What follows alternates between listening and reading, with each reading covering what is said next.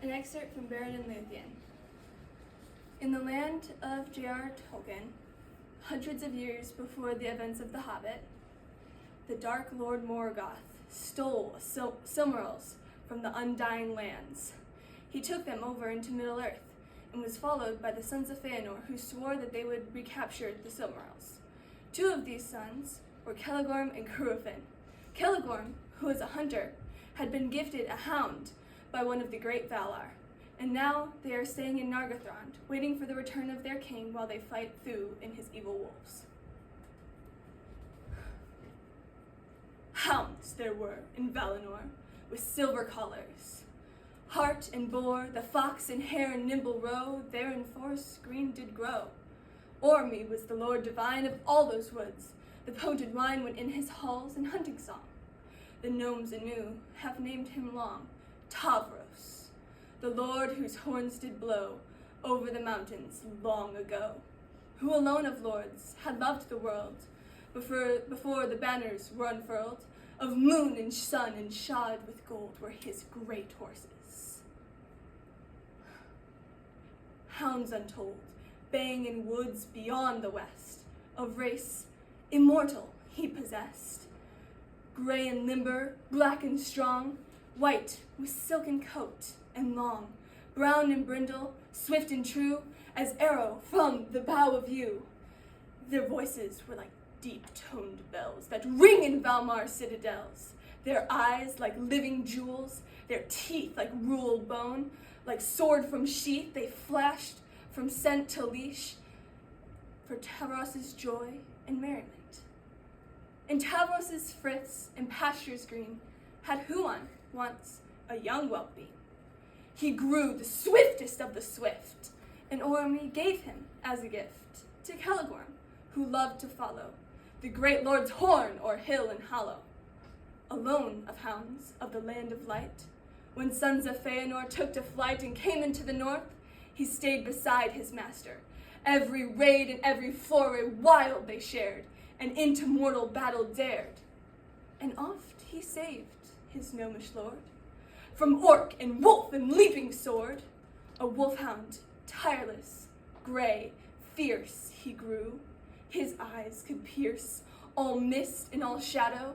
Scent moons old he found through fen and bent, through rustling leaves and dusty sand.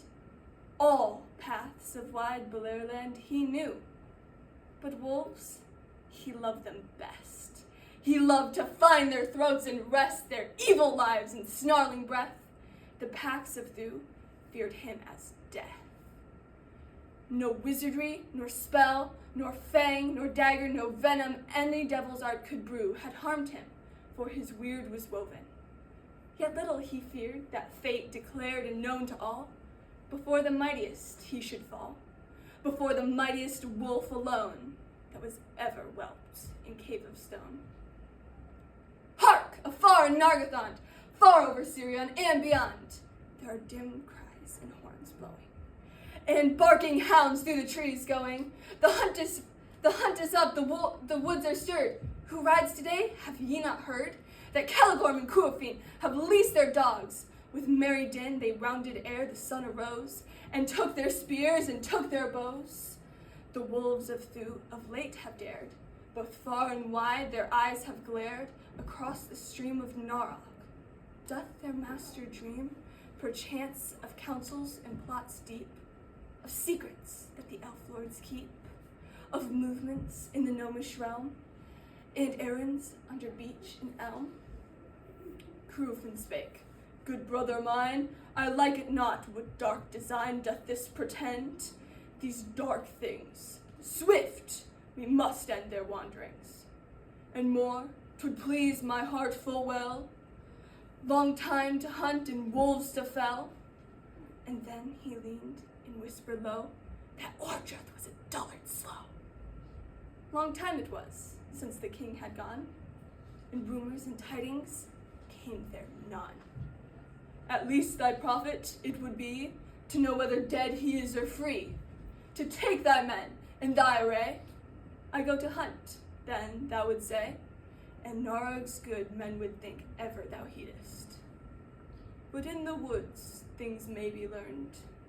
If by some fortune, by some blind fortune, he retrace his footsteps mad, and if he bear a similar, I need declare no more words unto thee, but one, by right, is thine, and ours, this jewel of light.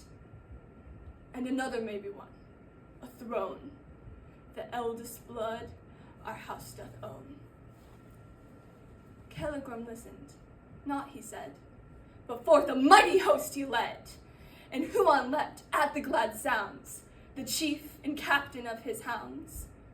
3 days they ride by holt and hill, the wolves of through to hunt and kill, and many a head and fell of grey they take, and many drive away, till nigh the borders in the west of Doriath, and a while they rest.